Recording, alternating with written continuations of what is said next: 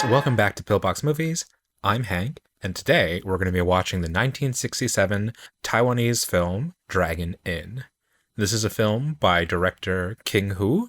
It is a wuxia film, or a Wuxia film, so basically a Chinese fantasy film with martial arts elements to it. I've literally never seen like a Chinese kung fu film from before. I think the earliest that I've seen is... Oh, wow. When was Jet Li's debut? I think Shaolin Temple or Shaolin Monks was like 1979? 1982? Yeah, Shaolin Temple was 1982. So I've never seen any of King Hu's films, and I'm interested in checking it out. So yeah, let's do that. And before we get started, don't forget to click the like button and subscribe for more old, obscure, and art house films. You can't just do that. I do love seeing East Asian kind of film companies cop so readily from Western counterparts, like the Shaw Brothers logo imitating the Warner Brothers. Eunuchs.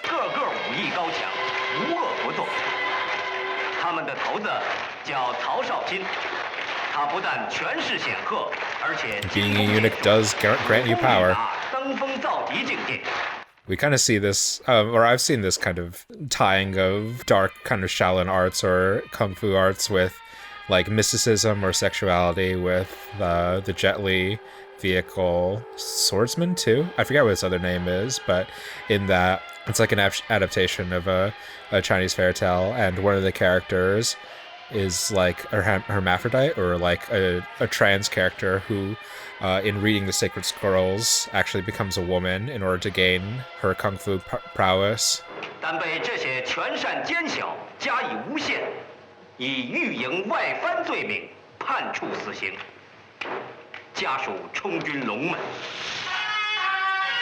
Nice title reveal.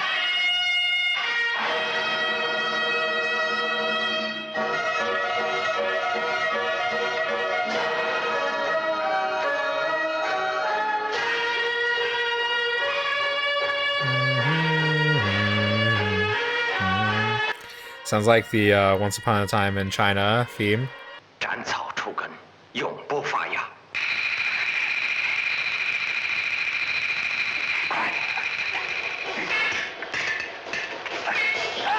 It's fun to like kind of see influences of like Westerns in this to kind of bring about kind of kinetic action.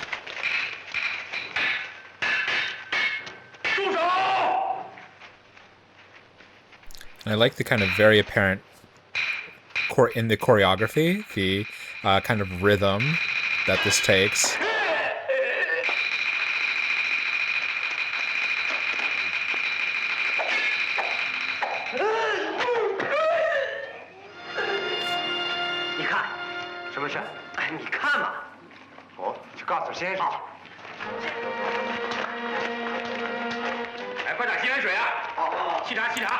Some of these setups feel pretty reminiscent of stuff that Tarantino would employ in like Hateful Eight, for example.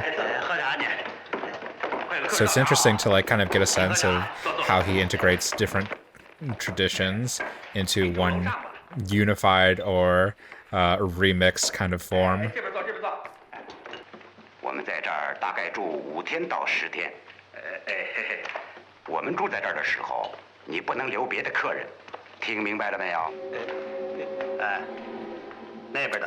Chinese Jose Ferrer. Oops.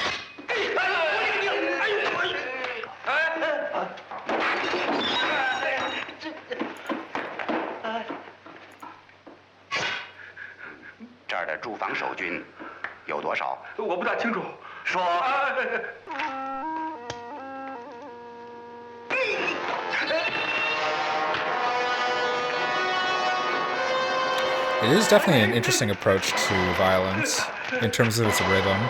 It's like explosive as opposed to gratuitous.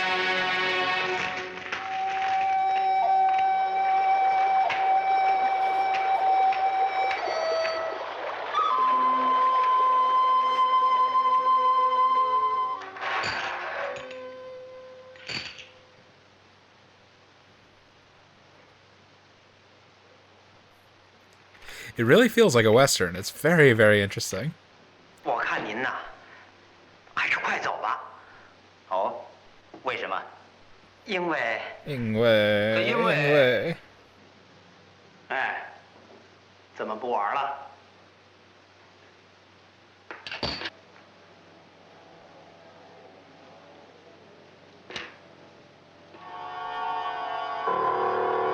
Seeing slices like sword engravings in the wood. 哎，伙计啊，我也要碗羊肉面，那一碗。我要那碗。我要听明白了那碗。听不懂 Come take it, bitch. 拿去。请。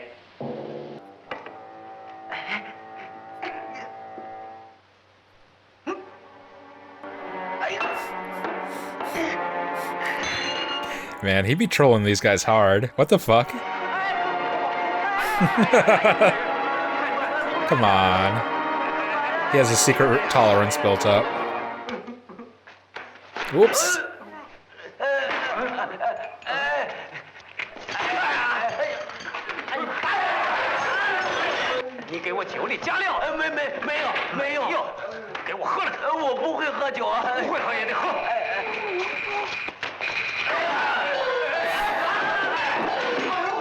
Like any action movie, really, but it is fun to see kind of the over-exaggerated cause and effect of a wuxia film.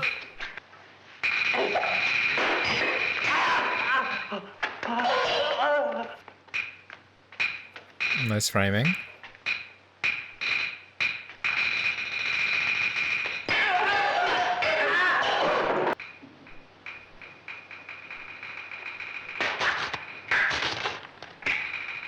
What?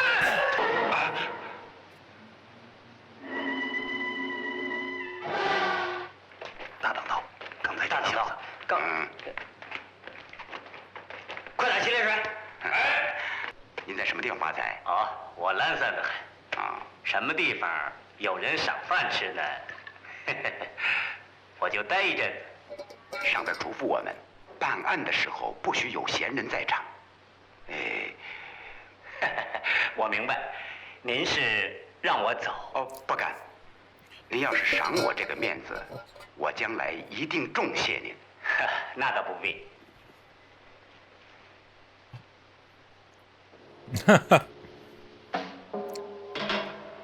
I do kind of like his innocuous demeanor.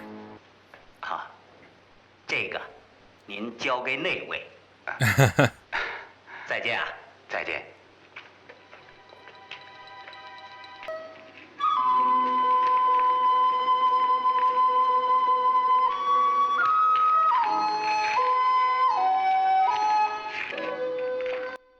I read something interesting that apparently, in addition to the kind of editing and setups that are implemented in this, that the inspiration for King Hu is apparently not Westerns, but Japanese samurai films, which I guess makes more sense geographically.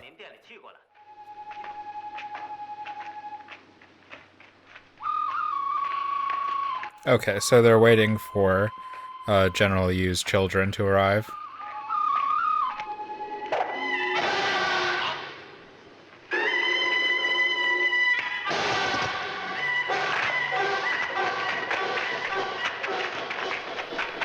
Yeah, let's go kill him.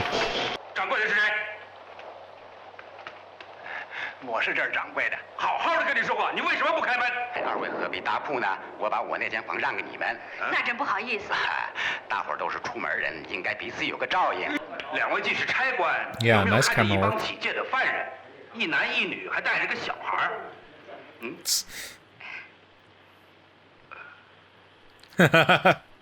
Put a pall on the meeting. 起戒的犯人倒是看到几批。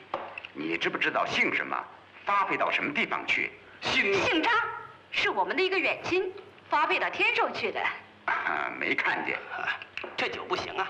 哎，再去烫两壶，看看有没有好的二锅头哦。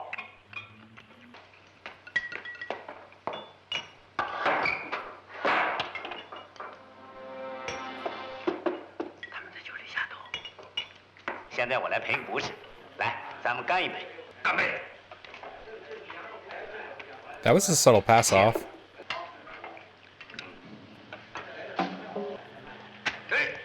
哎，真是的，干嘛呢？大哥，你醉了。我醉了，我再给你把它满上。 I like the sisters' facials. 干一杯，来。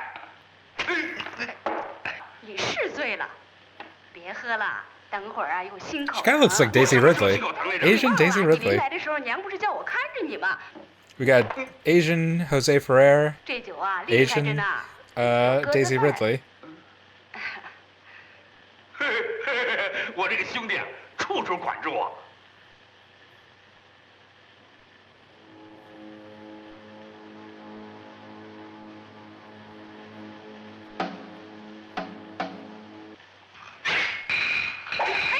哎，大哥，没你的事儿。哎，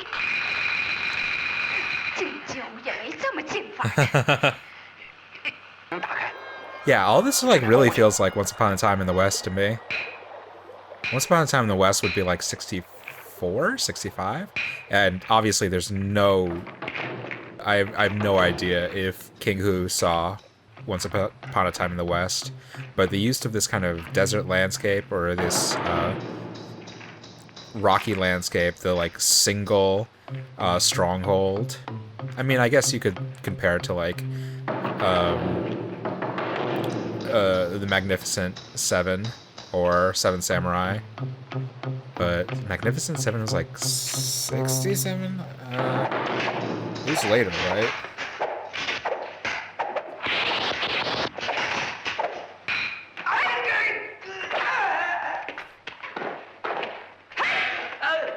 Yeah, I like these little tracking shots. I think they add a lot of visual interest and it enhance the choreography really nicely.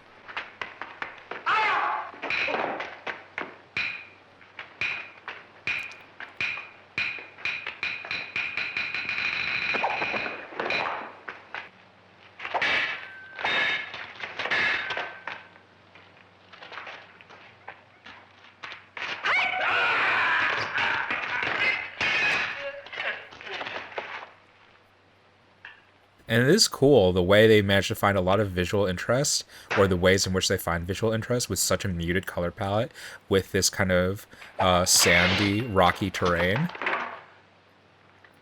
They kind of do it by breaking up the geography with stuff like in the medium distance, in the background and stuff. Stuff like these pillars or this stone table.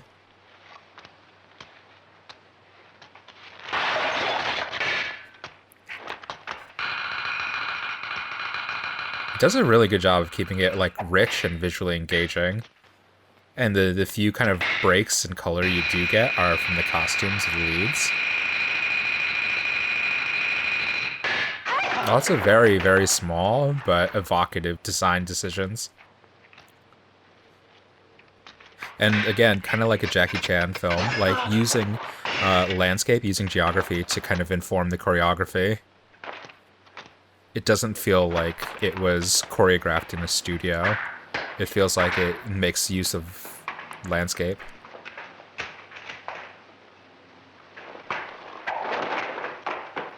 Yeah, look at that. That's beautiful. And the way they kind of control framing, the way people are off screen and then appear on screen. Like I said previously, it doesn't feel to me like kind of gratuitous choreography. It feels explosive or exaggerated. Like choreography that's meant to elicit surprise. 小熊，你看，你叫我出来就是为了叫我看这个。那倒不是，我觉得他们太无辜了。 我现在已经上了这条船了，还有什么好谈的？老兄，你别生气。你们东厂的大名在外边。I do like the kind of politeness or camaraderie these two share. It actually does feel genuine. Like they definitely feel like they're lying through their teeth to each other, but their sense of respect or decorum doesn't feel fabricated. 肖兄，你说个价钱吧。200两金子。好，咱们一言为定。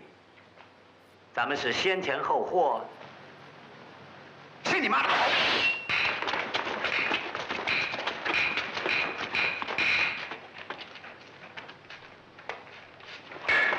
It's like a movie of jump scares that aren't like jump scares.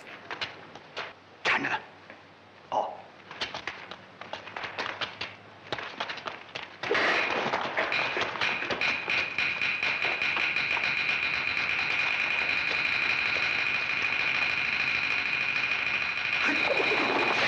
Nice little flourish. 躲开。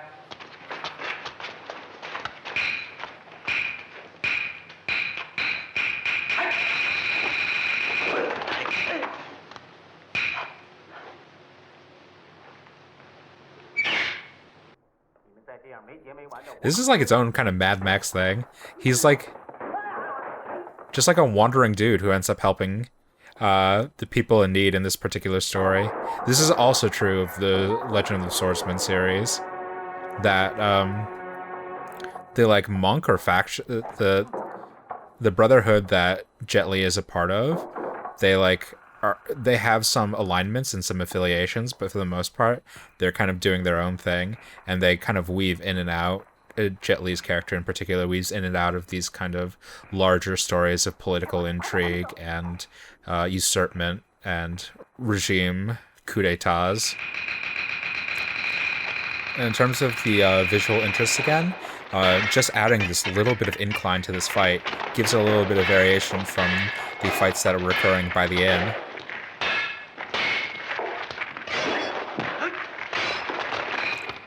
Really kind of simple but smart geographical decisions that are being made.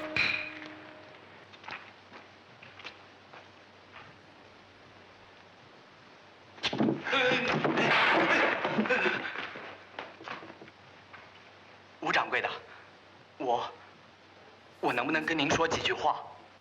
你们要是不嫌弃的话。 我就跟着你们，你跟着我们就没有什么前程可言了。跟着他们，也没有什么前程可言。整天做的都是伤天害理的事。You really don't see this much in any action movie, really. Like actually giving the foot soldiers a bit of humanity, telling kind of a humanistic tale. 我们是鞑靼人，他是我弟弟。 在突厥的时候，我们就仰慕中土的教化，自小就立志到中国来。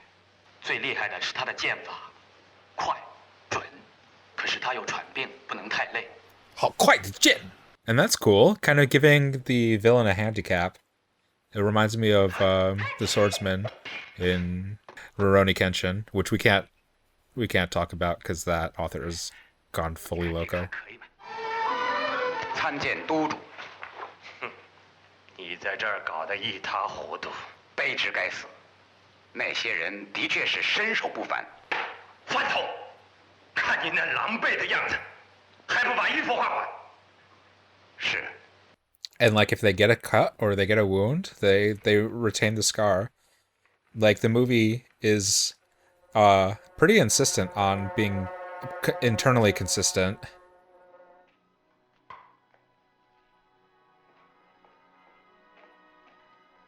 Some really beautiful compositions in this. Like you can tell the kind of intentionality of this film and the kind of I don't know what the timeline for this movie is, but the planning or design of this film. Not to say that you know, the movies that got manufactured and produced out in Hong Kong in like the 80s and 90s are bad or anything, but you can kind of get the sense that they're on a production line, and it's harder to ascribe intentionality with some of the design choices in them.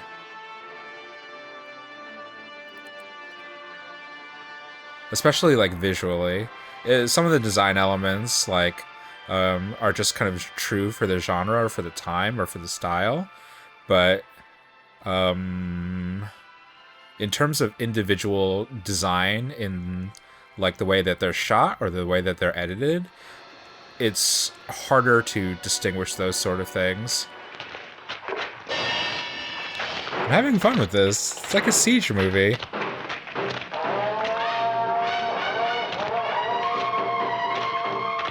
I really want to take a look at what kind of movies King Hu was watching or took inspiration from when kind of outlining or constructing this movie.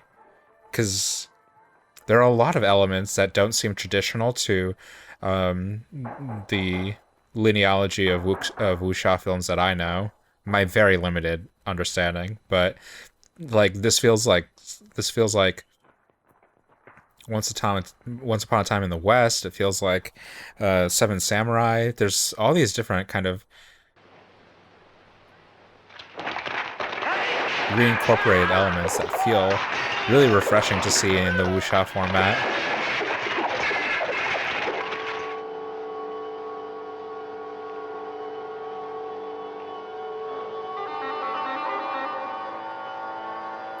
Yeah, just so much creativity in this. It's not just a movie of like two dudes swinging at each other with swords.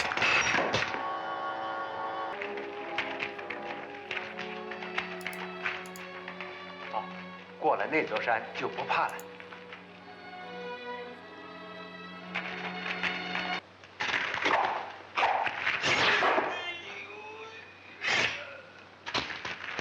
这老小子肩膀伤了，咱们攻他下巴。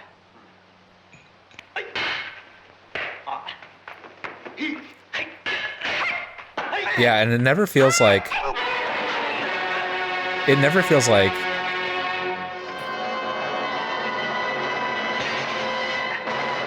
it's just like one representative versus one representative. Like Shao-Chi is definitely like the most formidable of all of the characters, but he's not the one like at the center of every single conflict or this centerpiece fight. 听说你的功夫不错，过得去。你的功夫不错。人不可貌相，看你这样子倒不像。对，我看你的样子也不像个太监。放肆！ Yeah, it's kind of hard to guess. 我可。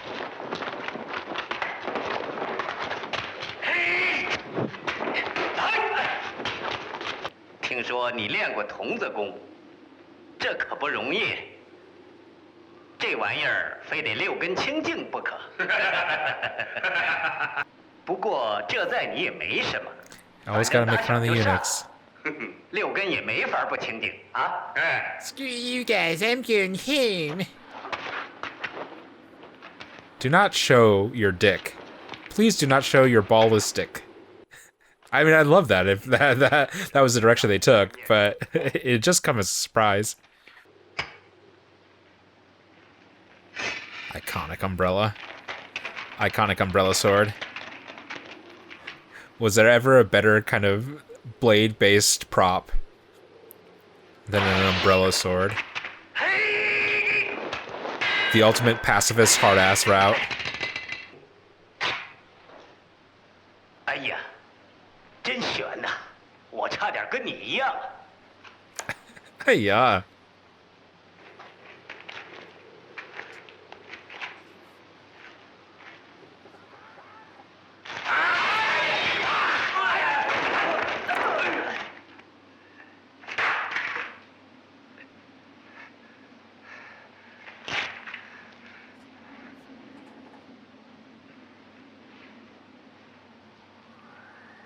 Oh right, he has asthma. They're playing a battle of attrition. They're trying to wear him out.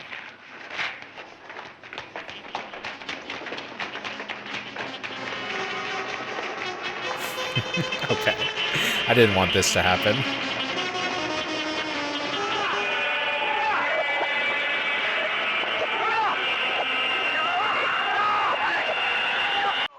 What do people used to have to take to aid their asthma if they had an attack?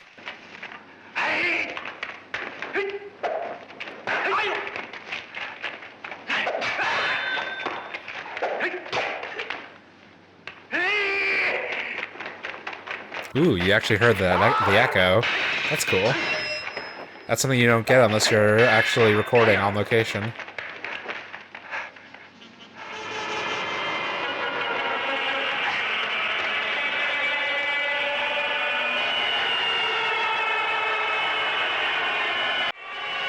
It's like Battle of Attrition. It's like Jaws or some shit.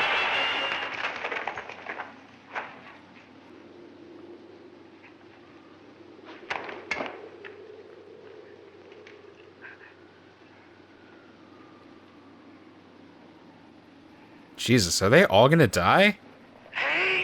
This truly is Sarah and Volta de West.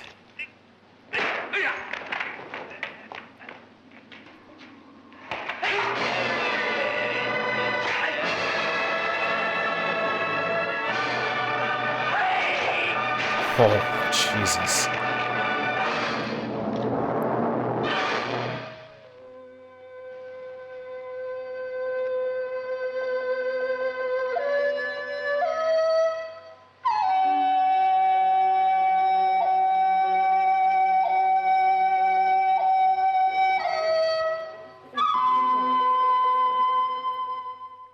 Really, really impressed. Really, genuinely.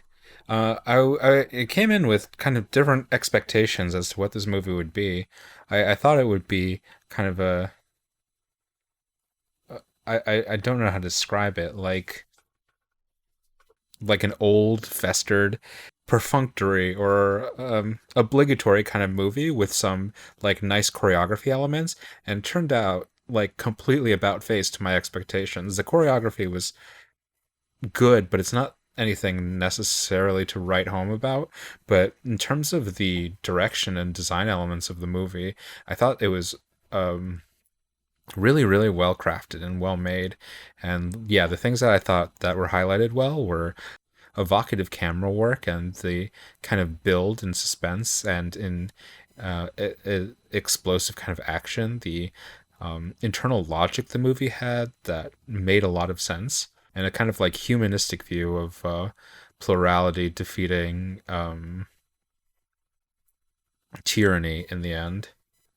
And yeah, I just thought like I didn't expect to like get so much inspiration while watching this, like feel like I'm watching simultaneously like a Western or a samurai movie. I thought I would be watching like a Wuxia or a Wuxia movie, which is a genre unto itself and that kind of plays within those conventions. And this movie, I think, in its own way, is defiantly not about those conventions. It's not like pyrotechnic in the same way that we come to expect like wuxia films to be, with like the kind of like the crazy angles and like the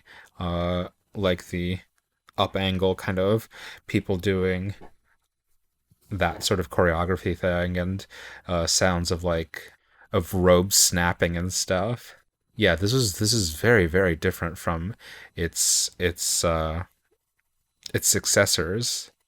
This was a movie that I felt like had a lot of thought put into it, as opposed to what I think of for a lot of the wuxia movies, which is like take the talents that you have, the elements that you have, and make something out of it, and keep making new things out of it, but reproducing from those same elements, which isn't a bad thing. It's just a different design model than what I really see when I watch this movie. This is really impressive. I actually that this is getting me interested to watch the sequel, the remakes, to see just what decisions they end up making with the source text and how they kind of carry out the letter of the original, and how they carry out the spirit of the original. And of course, um, the real reason I wanted to check this out, I'm interested in seeing Goodbye Dragon Inn. But for now, that was Dragon Inn. That was really impressive. Maybe it was just the transfer that I got. The picture quality of this really came alive in watching it, and I didn't feel kind of bogged down by the kind of standard definition TV-ish kind of look to it. I had that trouble with the DVD transfer that I had for a Touch of Zen, so maybe I need to track down another version of that, like the Criterion version. Please save my wallet. And yeah, I'd be interested in checking that out as well.